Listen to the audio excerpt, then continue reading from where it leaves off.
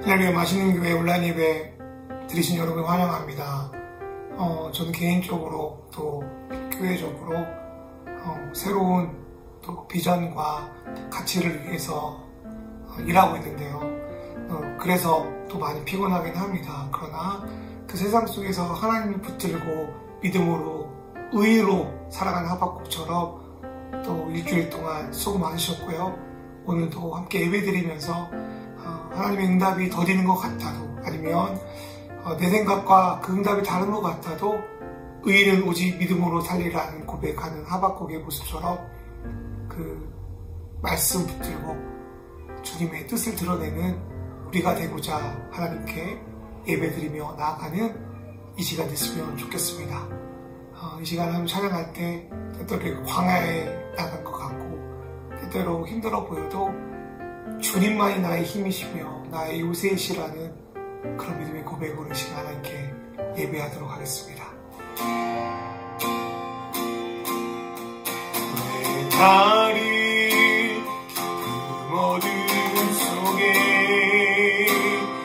어두시 근심 어둠만 일으키런지 나를 고독하게 나를 낮아지게 세상 어디 기대고 지옥에 하네 광야에 서 있네. 다시 고백합니다. 왜 나를 깊은 나를 속에 어두시 듯이 어둠 왜 그리 이런지 나를 고독하게 나를 낮아지게 세상 어디 기댈 곳이 없게 하셨네.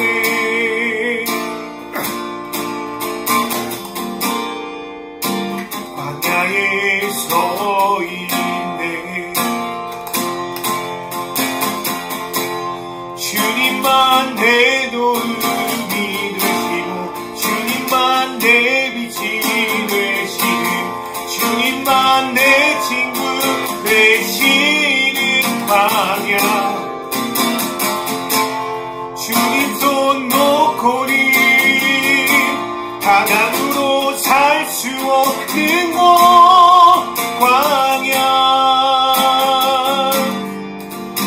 광야에 서 있네. 왜 나를 깊은 어둠 속에 왜 나를 깊은 어둠 속에 어두시 든지 어둠 이런지 나를 고독하게 나를 낮아지게 세상 기대 하셨네.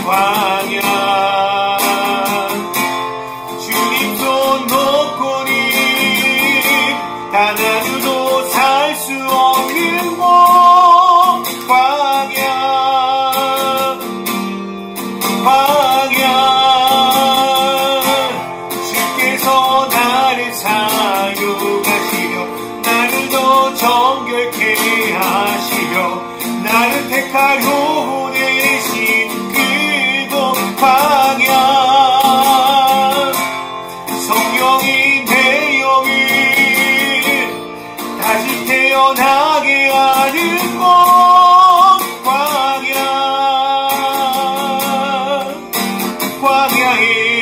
광야에서인데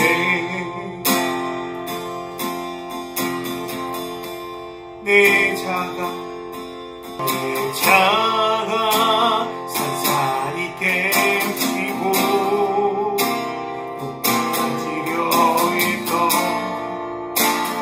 내 꿈도 주 앞에 내어놓고 오직 주님 뜻만 이루어지기를 나를 통해 주 만들어 가시기를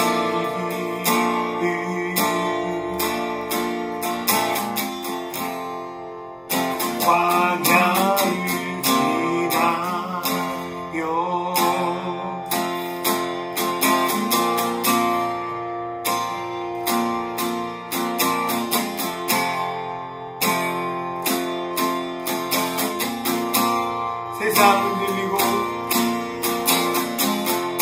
세상은 들리고 사람들은 변하여도 나는 주를 섬기리 주님의 사랑은 영원히 변하지 않네 나는 주를 신뢰해 오직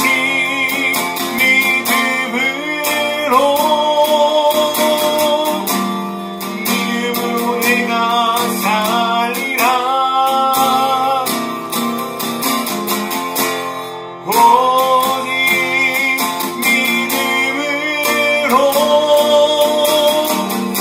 믿음으로 내가 살리라 믿음은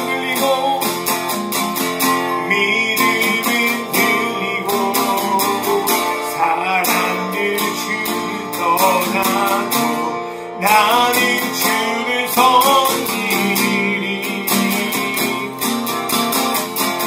주님의 나라를 영원히 쇠하지 않네 나는 주를 신뢰해 오직 믿음으로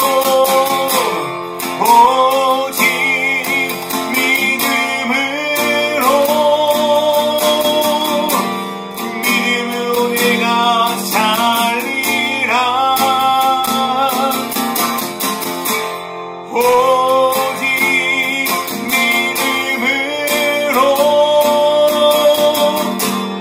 믿음으로 내가 살리라 오직 그 일을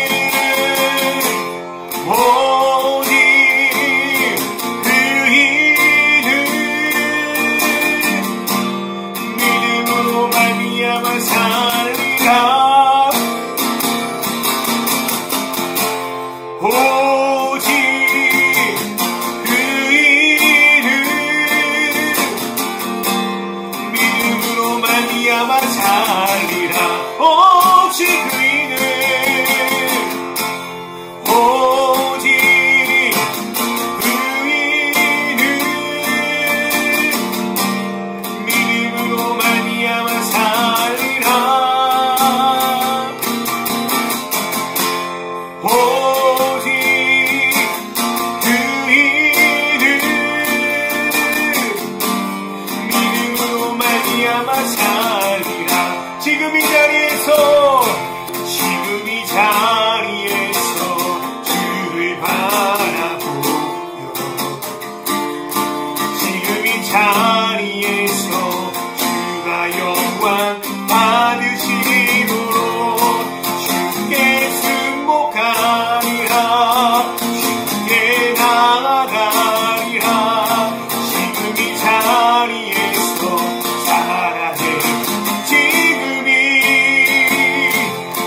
이 자리에서 주를 바라보고 지금 이 자리에서 주가 영광 받으시리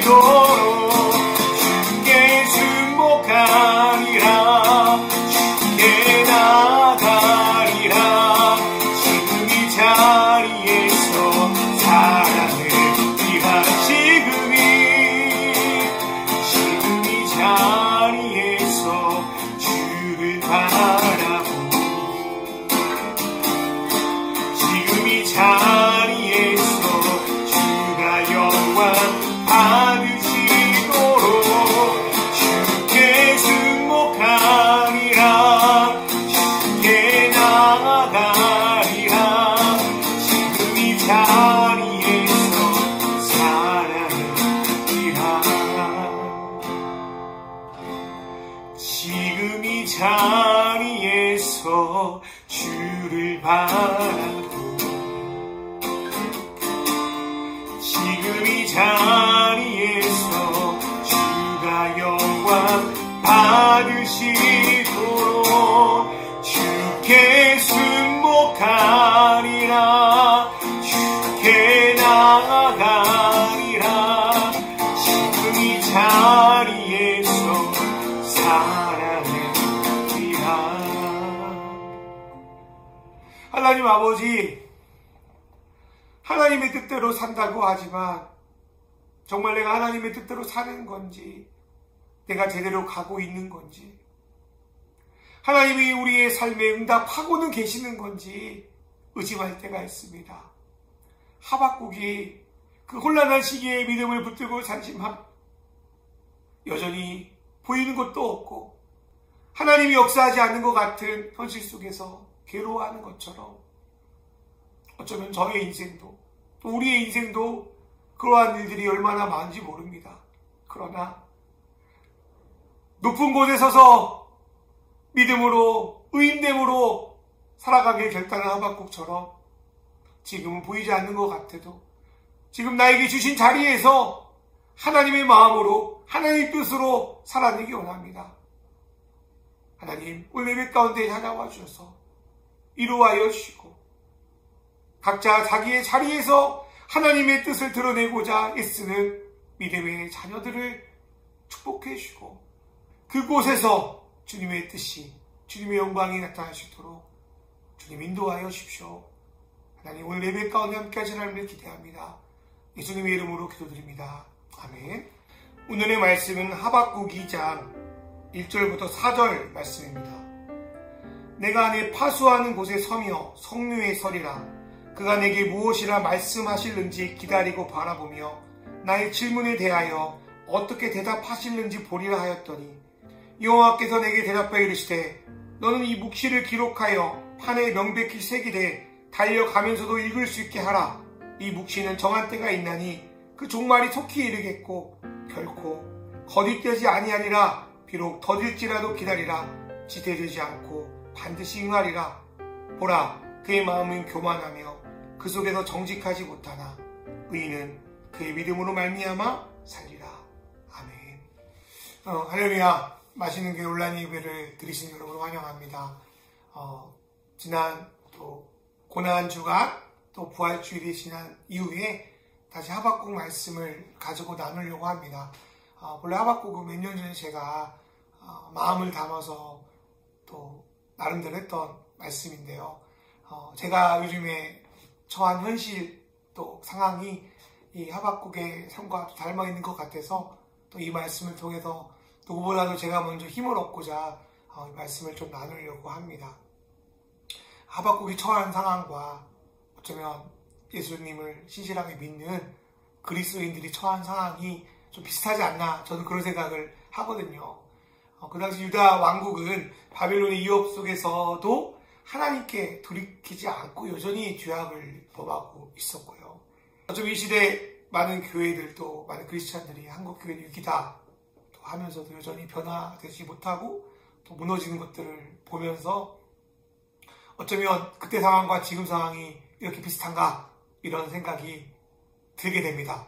그래도 하나님이 그 당시에 믿음으로 살아가는 사람들에게 소망을 주신 것처럼 여전히 지금도 하나님을 붙들고 살아가는 저와 여러분에게 소망을 줄 줄 믿습니다. 본래 선지자 하박국이 하나님이 응답하지 않으셨는데요. 드디어 하나님이 하박국에 응답하셨습니다.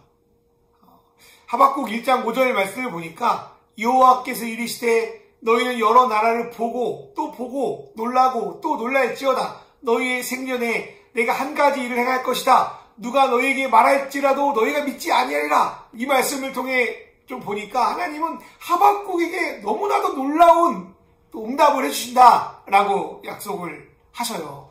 야, 얼마나 대단한 약속일까? 얼마나 신나는 일이 벌어질까? 뭐 어떤 그런 기대를 가지고 하박국은 다음 응답을 기다렸을지도 모르겠어요. 그런데 하박국 1장 6절부터 11절까지 나오는 하나님의 응답은 하박국이 이제까지 갖고 있었던 하나님에 대한 기대와 또 소망을 완전히 무너뜨리는 그런 또 메시지가 전해집니다.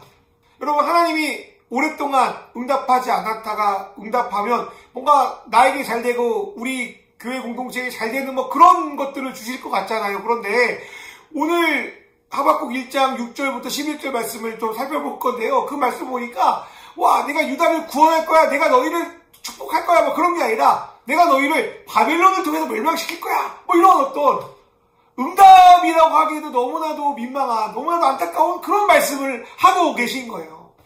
여러분은 지금 삶이 어떻습니까? 하나님께 기도할 때 여러분의 바람과 기대대로 하나님 응답하시면 참 좋겠어요. 저도 참 좋겠어요. 그런데 반대로 하나님이 응답하실 때가 많아요. 나의 생각과 나의 기대를 무너뜨리는 그런 응답을 받고 살아갈 때가 너무 많아요. 하나님 응답하시면 뭔가 길이 열리겠지. 하나님이 이제까지 내가 성실하게 하나님께 살아왔던 거 하나님이 그래도 조금 갚아주겠지. 그런데 하나님은 오히려 내 삶 속에서 징벌과 멸망과 고난과 어려움들을 말하고 있다는 거예요. 그것도 다른 사람도 아니고 내가 그토록 경멸했던, 그토록 싫어했던 원수 바벨론이 나를 공격한다는 거예요. 그게 하박국의 마음을 너무나도 힘들게 합니다. 그럼 바벨론은 누구입니까? 성경을 좀 살펴볼까요? 하박국 1장 6절을 보니까 자기 소유가 아닌 것, 남의 것을 약탈하고 점령하는 자들이 바로 이 바벨론 사람들이었다라고 말해요. 이 사람들은 뭐 법이나 윤리 이런 게 통하지 않는 거죠. 두 번째로 하박국 1장 11절을 보니까 다른 것들을 믿는 것이 아니라 자신의 힘을 믿는 자들, 자신의 힘을 믿으니까 누구도 두려워하지 않는 자들이 바로 이 바벨론이었습니다. 그리고 하나님은 아브라함과 야곱에게 약속하신 그 축복, 바다의 모래처럼 너희 자손을 번성케 하리라라는 그 축복을 이제 바벨론을 통해서 다 사로잡아 걷어버리겠다, 뭐 그런 말씀까지 하십니다. 여러분, 이런 응답 받고 싶으십니까? 저도 별로 받고 싶지 않거든요. 차라리 그렇게 응답할 거면 차라리 무응답이 더 나았을 거예요. 어떤 간절한 소망이라도 있을 수 있으니까요. 그런데 하박국은 하나님이 응답하시며 뭔가 이루어지겠지, 뭔가 달라지겠지, 뭔가 좋아지겠지, 그렇게 붙들었던 그 마지막 한 줄기 소망마저도 완전히 무너져 버렸습니다. 여러분은 이런 상황에서 어떻게 기도할 것 같아요? 하나님, 뭐 이러시면 안 되는 거 아니에요? 벌 주는 사람이 나보다 나쁜 저놈입니까? 저 바벨론입니까? 뭐 그렇게 화를 내지 않을까요? 하박국도 그렇게 기도했던 것 같아요. 이해가 안 되는 하나님의 응답에 울분을 쏟아내기 시작합니다. 그리고 하나님을 의심하기 시작해요. 첫 번째로, 하나님, 정말 전능하신 분 맞아요? 하나님의 전능성에 대해서 의심합니다. 하나님은 거룩하신 분, 만세 전부터 계신 전능하신 분 아니에요? 우리를 절대 이렇게 멸망하게 놔두는 분은 아닌 거 아닙니까? 이게 뭐예요? 이 천천히 원수 바벨론에게도 지는 하나님이라고요? 하나님 정말 능력 있는 거 맞아요? 뭐 이렇게 의심하게 되죠. 두 번째로, 하나님 왜 이 악을 내버려 두십니까? 하나님의 거룩, 하나님의 선하심에 대한 의심을 하기 시작합니다. 하나님은 선하시다면서요. 하나님 거룩하다면서요. 하나님은 악과 함께 할 수 없다면서요. 그런데 왜 이 거짓된 자들, 이 악을 그냥 내버려 두시고 그 악이 강성하게 하십니까? 이렇게 하나님의 선하심을 의심합니다. 세 번째로 하박국은 하나님이 옳다는 거, 하나님의 진리성을 의심합니다. 하나님 잘못하신 거 아니에요? 하나님 왜 이런 악한 사람이 성공합니까? 왜 그 사람들이 떵떵거리고 삽니까? 왜 가난한 사람은 또 가난해야 합니까? 왜 착한 사람은 선행만 보여야 됩니까? 이게 하나님의 방식이에요? 하나님 좀 옳습니까? 당신의 방식이 정말 옳은 거예요? 그런데 하박국이 놓친 게 있어요. 다른 말로 제가 놓친 게 있었습니다. 첫 번째로, 하박국은 선과 악을 하나님 기준이 아니라 자기 기준으로 판단해요. 사랑하는 여러분, 세상이 아무리 좋고 성공해 보이고 어쩌면 세상에서 실패하고 무너져 보여도 하나님이 바라보는 방식과 내가 또 세상이 바라보는 방식은 다르다는 거예요. 사랑하는 여러분, 그거를 잊지 않기를 주의 이름으로 축원합니다. 두 번째로, 징계받는 자의 태도의 문제인데, 죄를 졌으면 심판을 받아야 되잖아요. 그런데 그 심판의 범위를 누가 정하죠? 가해자가 나 이만큼만 잘못했으니 이만큼만 해주세요 이렇게 합니까? 피해자가 정하는 거 아닙니까? 피해 입은 사람이 네가 그렇게 하면 내가 널 용서해줄게 뭐게 정하는 거 아니에요. 심판관이 정하는 거 아닙니까? 그런데 하박국은 어느 순간 하나님이 징벌을 내리시는 것이 아니라 이 정도면 용서해 주셔야죠. 이 정도면 이제 다시 회복시켜 주셔야죠. 라고 자기 기준으로 징계에 대한 기준을 정해 버렸던 겁니다. 세 번째로 하박국은 하나님이 정말 누구이신지를 잘 몰랐어요. 하박국 1장 5절을 보니까 보아라. 그래도 보이지 않으면 또 봐라. 라고 하셨지만 하박국은 하나님을 제대로 보지 못하고 있습니다. 로마서 8장 28절 말씀을 보면 모든 것이 협력하여 선을 이룬다라는 말씀을 하는데요. 이 말씀은 무슨 하나님이 악한 일까지 하면서도 선을 이루시겠다 이런 말씀을 하는 것이 아니에요. 이 말씀은 우리가 저지른 수많은 잘못들과 실수들 그 모든 것들조차 하나님의 선하신 뜻대로 이루어 간다라는 의미를 담고 있습니다. 죄의 나락으로 떨어져 아무런 가능성 없는 우리지만 그 우리를 빚어서 하나님의 영광으로 하나님의 사람으로 만들 수 있는 분이 하나님이시라는 거예요. 제가 요즘에 빵을 굽고 있는데요. 발음을 잘못해가지고 빵이 완전히 망가졌어요. 완전히 넘쳤어요. 못 팔게 됐어요. 인간의 삶은 그래요. 한번 실수하면 망가져요. 그런데 하나님은 그 망가진 것까지도 사용하셔서 어느 누구에도 내놓을 수 있는 그런 떡, 그런 양식, 그런 선물, 그런 보물, 그런 작품을 만들 수 있는 분이라는 거예요. 십자가의 죽음을 부활의 영광으로 회복시킬 수 있는 분이 하나님이라는 거예요. 그런데 하박국은 하나님 믿는다 하면서도 선지자라고 하면서도 하나님의 능력의 위대함을 모르고 있다는 거예요. 그러니까 불평하고 원망할 수밖에 없다는 거예요. 그래도 하박국이 잘한 거 하나 있어요. 어쩌면 제가 잘한 거 하나 있는 것 같아요. 그거는 그래도 하나님 앞에 서 있다는 거예요. 가족이 마음에 안 들어도 가족이니까 맞추고 살아가는 것처럼 하나님의 사람은 때때로 하나님과도 어렵고 주변과도 어렵고 힘들고 어려워도 하나님 앞에 있을 때 회복돼요. 하나님의 사람은 인생을 다 이해하지 못할지라도 하나님 앞에 있을 때 인생의 고민이 풀립니다. 하나님의 사람은 죽을 것 같아도 하나님 앞에 있어야 살아요. 저는 그걸 믿습니다. 지금 이 말씀을 전하고 예배 드리는 순간 제 마음에 회복이 있는 것 같아요. 하박국 역시 시편의 수많은 또 저자들, 기자들처럼 또 선배들처럼 많이 부족하죠. 불평도 하고 원망도 하죠. 또 하나님 잘 모르기도 해요.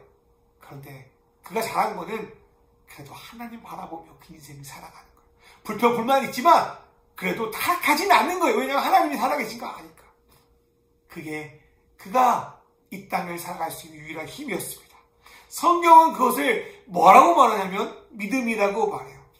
하나님 앞에 의인은 누구냐면 완전히 깨끗하고 흠이 없는 사람이 아니라 하나님 바라보는 믿음으로 사는 사람, 믿음의 주요 온전케 하신 예수를 바라보는 사람. 그렇다면 믿음으로 하나님 바라보고 사는 사람의 모습은 무엇일까요? 하박국 2장 1절에 믿음으로 사는 자의 모습이 어떤지를 우리에게 말씀해주고 있어요.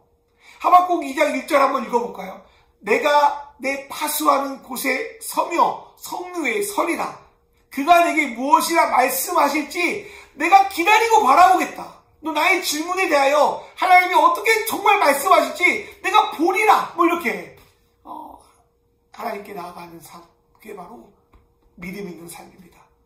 첫 번째로 하박국은 성루에 나와 파수꾼으로 버티며 삽니다. 여러분, 파수꾼이라는 단어 알고 계셔요? 파수꾼들은 적이 오나 안 오나를 지켜보는 사람들이고요. 성 안에 무슨 일이 있었는지 살펴보는 사람들이죠. 또 위기 상황이 일어나면 종을 쳐가지고 상황을 알리거나 잠을 깨우는 사람이 파수꾼들입니다. 그런데 에스겔서를 보니까 파수꾼의 또 다른 의미가 나와 있어요. 하나님은 에스겔을 이스라엘 족속의 파수꾼으로 세웠다라고 말씀합니다. 여기서 파수꾼이 뭐냐면 선지자를 의미해요. 다시 말해 선지자는 이스라엘 백성을 깨우는 자, 가장 먼저 하나님의 말씀을 듣고 전하여서 그들을 깨우는 게 바로 파수꾼이라는 거예요. 하박국의 현재 상황은 참 절망스럽고 열매가 없어 보이고 참 의미 없게 보일 것 같아요. 나의 생각과 뜻과 완전히 다르게 일하시는 하나님을 제대로 이해하지 못한 상태예요. 그럼에도 한 가지 확실한 것은 하나님이 이 땅을 고치지 않으면 소망이 없다는 것을 하박국은 알고 있었어요. 그렇다면 무엇에 집중해야 됩니까? 어떻게든 미래의 결과를 알려고 하는 것이 중요합니까? 물론 그것도 중요하지만 더 중요한 거는 내가 오늘 무엇을 해야 하나, 내가 오늘 어디에 있어야 하나, 그게 더 중요한 줄 믿습니다. 왜냐하면 미래는 하나님께 달려있기 때문입니다. 과거는 지나갔고 미래는 하나님께 달려있기 때문에 나는 오늘을 하나님 주신 소명대로 살아가는 것, 그게 파수꾼의 삶이었다는 거예요. 하박국이 있을 곳은 성루였습니다. 그리고 성루의 설이라 할 때 이 설이라는 나오다, 나타나다 라는 뜻을 갖고 있는데요. 이거는 하나님이 나를 파수꾼 선지자의 자리로 부르셨으니 응답하지 않는 것 같고 내 생각과 다른 응답이라도 나는 그곳에 나아가 믿음으로 반응하겠습니다. 그게 바로 하박국이 성루에 올라간 겁니다. 여러분이 있어야 할 곳이 어디입니까? 여러분이 예배할 곳이 어디입니까? 아니면 여러분이 해야 되는 곳이 어디입니까? 잘 모르겠죠. 그래도 지금 내가 할 수 있는 그 자리 가서 하나님의 마음으로 살아가시기를 주의 이름으로 축원합니다. 그럼 파수꾼이 또 성루에 올라가서 성벽에 올라가서 해야 될 걸 뭡니까? 언제 올지 모르는 적의 동태를 감시하거나 성 안으로 들어오는 사람을 기다리는 게 그의 일입니다. 하박국은요, 성루에 올라가서 해야 될 게 뭐냐면 하나님이 자신에게 뭐라고 말씀하실런지를 기다리고 바라보는 거였어요. 하나님은 자기 위치에서 말씀을 기다리고 바라보는 자에게 분명히 말씀해 주시는 분인 걸 믿으시길 바랍니다. 나의 평범한 일상이죠. 그 삶을 그냥 넘기는 것이 아니라 그 속에서 말씀하고 계시는 하나님을 보기 위해 늘 민감하게 반응하시길 바랍니다. 마태복음 25장에 나오는 슬기로운 열처처럼 말이죠. 이 땅을 살아가는 저와 여러분도 마찬가지라고 저는 생각해요. 하나님이 언제든지 선포되는 말씀 속에 우리에게 응답할 수 있기 때문에 늘 그 말씀에 반응하도록 깨어 있어야 됩니다. 일하면서 바쁜 그 와중에서도 하나님이 그 속에서 말씀하시려는지 이렇게 기대하는 마음으로 그 말씀을 바라봐야 될 줄 믿습니다. 그리고 세 번째 하박국은 하나님의 응답이 나의 삶에 이해될 때까지 믿음으로 살아냅니다. 하나님의 대답은 내가 원하는 답과 다를 때가 많습니다. 나의 고민과 문제에 우리가 원하는 것처럼 속 시원한 답을 곧바로 주지 않는 것 같아요. 그게 때때로 힘들고 갑갑합니다. 그런데 우리의 인생의 문제를 어떻게 한마디로 정리할 수 있을까요? 내 인생을 내가 한마디로 정리할 수 있다라고 한다면 그는 인생을 완전히 모르는 사람이거나 정말 수십 년간의 어려운 인생 가운데 자신의 삶을 고백하는 사람, 둘 중에 하나일 거라고 생각합니다. 누군가 이런 말을 했어요. 인생은 아는 것만큼 보이고 살아내봐야 안다고요. 저도 좀 그런 걸 느끼고 있습니다. 하박국 2장 1절 마지막 부분에서 하박국이 나의 질문에 어떻게 대답하려는지를 보리라 라고 말하는데요. 이 말씀의 주체는 하나님이에요. 하나님이 나에게 어떻게 응답하실 건지를 내가 보겠다. 그렇게 해석이 된다는 거예요. 그런데 여기서 한 가지 더 주목할 게 있는데요. 이 말씀 옆에 보니까 숫자 1 써 있고 가로가 있죠. 이걸 뭐 나눠주라고 하는데요. 거기에서 물론 하나님이 나에게 어떻게 응답하시려는지 내가 기다리겠다 그렇게 해석할 수도 있으나 또 다르게 나로 어떻게 대답하게 하시는지를 보리라도 해석 가능하다라는 의미를 갖고 있는 거죠. 이 나나주의 문장의 주체는 앞에와 달리 하박국입니다. 하나님께서 내가 어떻게 대답하게 만들어내실 건지를 보겠다는 거예요. 내 인생 가운데 하나님의 응답을 나에게 직관적으로 주는 것도 있지만 내 인생을 살아내면서 하나님 이런 분이군요. 하나님이 나에게 그렇게 인도하신 것이 바로 그 때문이군요라고 내가 스스로 깨달아서 하나님 그랬군요라고 하나님이 나에게 주시고자 하는 응답을 내가 하나님께 듣는 것도 있지만 내가 살아내면서 내가 고백하는 것도 있다는 거예요. 이 두 가지 뜻을 우리가 딱 합쳐보면 이렇게 해석할 수 있을 것 같아요. 하나님의 응답이 단순한 응답으로 끝나는 것이 아니라 나의 삶 속에서 온전히 고백되고 이해될 때까지 내가 살아보겠다. 수학 공부할 때 늘 듣는 말이 있어요. 전 수학 공부 못했는데요. 답이나 해설 보지 말고 네가 어떻게든 그 한 문제를 풀어봐라. 근데 뭐 너무나도 어려우니까 그냥 답 보고 해설 보고 이거네! 라고 이제 알고 넘어갔는데요. 그 다음에 그런 비슷한 문제를 다시 풀 때는 잘 풀지 못하더라고요. 하나님은 그런 분이 아닐까요? 더디게 가는 것 같고 안 보이는 것 같아도 답을 떠줘서 그 답을 알려주는 것뿐 아니라 그 문제에 대한 그 고민을 네가 직접 해보면서 그 문제를 이기고 하나님 앞에 나아갈 수 있도록 우리를 성장시키는 것이 하나님의 더 큰 목적이라고 저는 믿습니다. 하나님은 우리에게 자동 자판기처럼 바로바로 X, NO, WAIT 이렇게 막 응답하지 않는 것 같아요. 하나님의 응답의 목적은 해답이 아니고 비결이 아니에요. 하나님의 응답은 바로 저와 여러분이라고 저는 생각해요. 우리가 하나님의 뜻, 하나님의 계획을 다 이해할 수 없습니다. 그래서 하나님은 우리 인생 속에서 우리가 이해할 만큼만 조금씩 풀어내는 것 같아요. 그리고 내 생각으로는 절대 감당할 수 없던 그런 문제를 고린도전서 10장 13절에 보니까 하나님은 사람이 감당할 시험밖에는 주지 않는다 라고 말씀하시죠. 그리고 피할 길을 여신다 라고도 하십니다. 이 말씀에서 시험을 피한다는 것은 도망가는 것이 아니에요. 마치 또 장수가 포위됐을 때 그 장수는 그 포위된 속에서 약한 부분을 찾아내어서 그걸 뚫고 들어갑니다. 이 말씀은 시험이 쌓여도 장성한 사람은 그 시험을 뚫어서 나아갈 수 있는 능력이 있다. 그 능력을 하나님께 주신다. 라는 의미를 담고 있습니다. 제가 보니까 성경에서 하나님의 뜻을 실력으로 풀어간 대표적인 사람이 요셉이 아닐까 생각이 들어요. 그가 어릴 때 하나님이 주신 놀라운 꿈을 꿨죠. 무슨 뜻인지 제대로 해석할 수 없었어요. 이해가 안 됐어요. 그래가지고 부모님이나 형에게 그런 얘기했다가 엄청나게 혼나죠. 근데 그 이야기를 한 것 때문에 요셉은 인생이 꼬입니다. 형들에게 노예로 팔려가고요. 죽을 고생을 하고 겨우 인정받았는데 또 이상한 여자가 나타나가지고 또 감옥에 들어가고요. 여러분, 그 감옥 속에서 요셉의 고민이 뭘까요? 도대체 나의 삶의 그 꿈이 뭘까? 그 꿈 때문에 내가 여기까지 왔는데 그 꿈이 뭐지? 하나님이 주신 것 같은데 그 꿈이 뭐지? 아마 그런 고민들을 요셉은 많이 했을 것 같아요. 그런데 이런 고민은 요셉이 국무총리가 되어서도 풀리지 않았어요. 언제 풀린 줄 아세요? 성경에 보니까 가뭄이 들어 형들이 자신을 찾아오는데요. 그때야 요셉은 비로소 꿈을 깨달았다라고 기록되어 있습니다. 그리고 그의 인생 속에서 하나님이 나를 왜 이렇게 인도하셨는지가 나를 왜 외국에 보내주시는지를 깨닫게 됩니다. 그리고 그 삶 속에서 하나님이 나에게 어떤 응답을 해주셨는지를 요셉 스스로 해석하여 고백합니다. 그게 창세기 45장 5절이에요. 당신이 나를 이곳에 팔았다고 해서 근심하지 마소서. 한탄하지 마소서. 하나님이 생명을 구원하시려고 나를 당신보다 먼저 보내셨나이다. 요셉은 그렇게 고백합니다. 얼마나 멋진 고백이에요. 하나님은 요셉 인생의 수학 문제를 요셉 스스로 풀 수 있도록 그의 삶을 만지셨습니다. 그래서 결국 하나님이 왜 그렇게 응답하셨는지, 그렇게 인도하셨는지를 내가 이제 알겠습니다.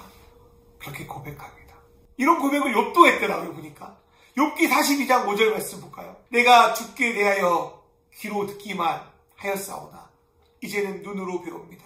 욥이 원래도 믿음 좋은 사람이었지만 수많은 고난을 겪으면서 하나님, 내가 이제까지는 귀로만 하나님을 알았던 것 같아요. 그런데 이런 수많은 일들을 겪으면서 내가 이제 하나님의 얼굴을 눈으로 보게 됩니다.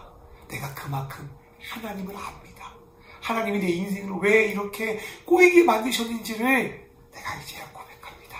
하박국도 마찬가지였습니다. 하나님을 이해하지 못하겠어요. 그런데 하나님이 요셉처럼 욥처럼 나를 그렇게 만드실 때까지 내가 파수꾼에서 기다릴게요. 파수꾼에서 버틸게요. 믿음으로 버틸게요. 그게 바로 하박국의 믿음이었습니다.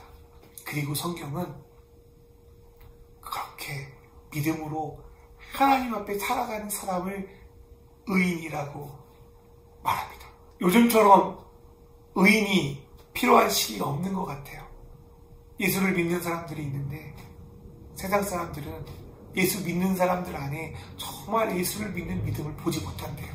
교회 다니는 사람은 그래도 아직도 많은데 사람들은 교회 다니는 사람들 안에서 믿음으로 붙들고 살아가는 모습을 잘 보지 못한대요.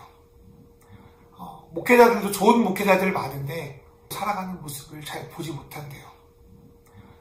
목회자들도 좋은 목회자들 많은데 교회 안에 있기만 하니까 보이지 않으니까 또 매스컴에서 나오는 그런 또 안 좋은 목사님들을 보면서 목사님들을 너무나도 이상하게 보는 거죠. 이 상황 속에서 파수꾼의 사명이 나한테 있다면 그 역할을 감당하고 내가 그래도 믿음으로 이렇게 살아 라는 고백을 들려줄 의인이 필요하지 않나 싶습니다. 부족하지만 제가 꿈꾸는 교회, 또 맛있는 공동체가 그렇게 믿음으로 버티는 삶을 살아내고 싶습니다. 지금 생각해보면 내 뜻대로 된 거는 별로 없는 것 같아요. 하나님 나를 이끌어 주셨다고 믿습니다. 그리고 지금 하고 있는 것들 때때로 내가 왜 이렇게 왔을까라는 고민도 듭니다. 그런데 하박국처럼 요셉처럼 저도 내 인생에 하나님 이제까지 내가 기로 신앙생활했고요. 기로 목회했는데요. 이제는 눈으로 하나님을 바라보면서 나아가고 싶습니다. 정말 주님이 그러잖아요. 마지막 때에 믿음 있는 사람 보겠냐? 정말 믿음 있는 사람 보겠냐? 정말 나를 신뢰하는 사람 보겠냐? 그때 주님 부족하지만 아직 이해하지 못하지만 그래도 저 믿음 버티고 믿음으로 그렇게 살았어요. 그렇게 고백할 수 있는 제가 되었으면 좋겠습니다. 저도 하나님을 다 이해하지 못하겠습니다. 내 인생을 이렇게 인도하시는 거 100% 이해 못하죠. 그러나 내게 주신 소명, 내 앞에 놓여진 것들, 또 내가 선택한 것들을 최선을 다하며 그 속에서 부르신 자로, 믿음을 보이는 자로, 그래서 하나님의 의가 드러내는 자로 살고 싶습니다. 비록 이 세상이 또 내 삶이 무너지고 소망이 없는 것 같아도 여전히 인도하시는, 여전히 보이는, 여전히 보이지 않는 세상 속에서 일하고 계시는 하나님의 믿음으로 나아가겠습니다. 저도 하나님을 다 이해할 수 없습니다. 또 어쨌든 하나님 하셨구나 하지만 하나님 왜 그러십니까? 라고 할 때가 더 많아요. 또 하나님 앞에 부끄러운 것도 많아요. 그런데 오늘 하나님이 나에게 주신 것, 또 나의 선택, 그게 잘한 건 잘못한 건지 또 구분 안 될 때도 있지만 그 선택 속에서 오늘 하나님이 원하시는 것들을 행하면서 나가는 그 삶, 그 파수꾼의 삶을 통하여 하나님의 영광을 드러내고 또 이 땅에서 한 명의 믿음을 두고 살아가는 의인이 되길 바랍니다. 혹여나 이 영상을 보고 계신 분이 있다면 여러분 삶 속에서도 파수꾼으로 여러분 부르신 자리에서 의인으로 살아가다 하나님이 여러분에게 원하시는 것이 무엇인지 발견하고 하나님이 여러분을 자라나게 하셔서 정말 하나님의 풍성한 열매가 여러분의 삶 가운데 이루어지기를 주로 축원합니다. 이 시간 기도하겠습니다.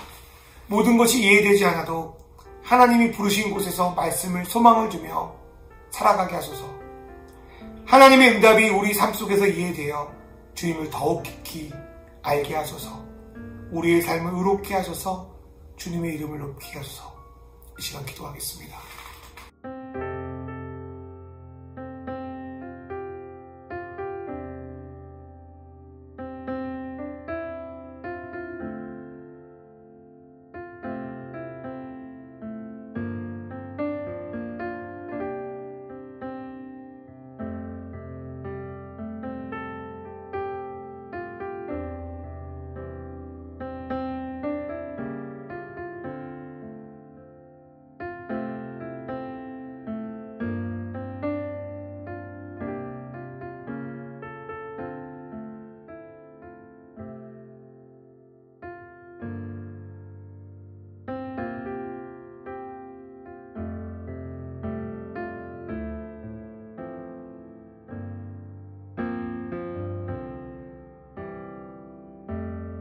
하나님 아버지, 하나님을 믿는다는 것, 목사로 살아간다는 것, 참 기쁜 일이었지만 때때로 너무 부끄럽고 죄송스러울 때가 많이 있었습니다. 이제 하나님 앞에서, 그리고 알아주든 알아주지 않던 내가 말씀을 전한 그 친구들 앞에서 덜 부끄러우려고 이 자리까지 왔습니다. 하나님, 저도 하박국처럼 이해가 잘 안 됩니다. 그러나 하나님이 내 삶을 붙들고 계시니 내 삶의 수많은 선택들과 부족함 속에서 나를 사용해 주셔서 지금은 이해를 못할지라도 하나님을 더 이해하고 더 사랑하고 하나님의 뜻을 드러내는, 영광을 드러내는 부족한 저와 저희 와이프, 저희 가정, 저희가 꿈꾸는 교회 될 수 있도록 인도하여 주십시오. 하나님 아버지, 제가 하고 있는 일들 속에서 하나님의 영광이 드러나기 원합니다. 그 삶의 자리에서 정말 의의 모습이 무엇인지, 예수 믿는다는 게 무엇인지 드러낼 수 있는 저희가 될 수 있도록 하나님 인도하여 주십시오. 세상이 흔들려도 하나님 붙들고 살겠습니다. 하나님을 조롱해도 하나님을 유일하신 전능하신 아버지로 믿겠습니다. 어떤 일이 나도 절망하지 않고 주님이 나에게 주신 그 하루를 최선을 다해 버티겠습니다. 주님, 내 삶 속에 주님의 은혜를 맺게 하여 주시고 주님의 영광이, 주님의 빛이 드러날 수 있도록 축복하여 주십시오. 예수님의 이름으로 기도합니다. 이제는 우리 주 예수 그리스도의 은혜와 하나님 아버지의 사랑과 성령님의 인도하심이 이제 보이지 않아도 생각과 달라도 하나님을 신뢰하며 믿음으로 의인으로 살아가는 이 영상을 보며 나아가는 믿음의 식구들 머리머리 위에 이제로부터 영원히 함께 하시기를 간절히 축원하옵나이다. 아멘.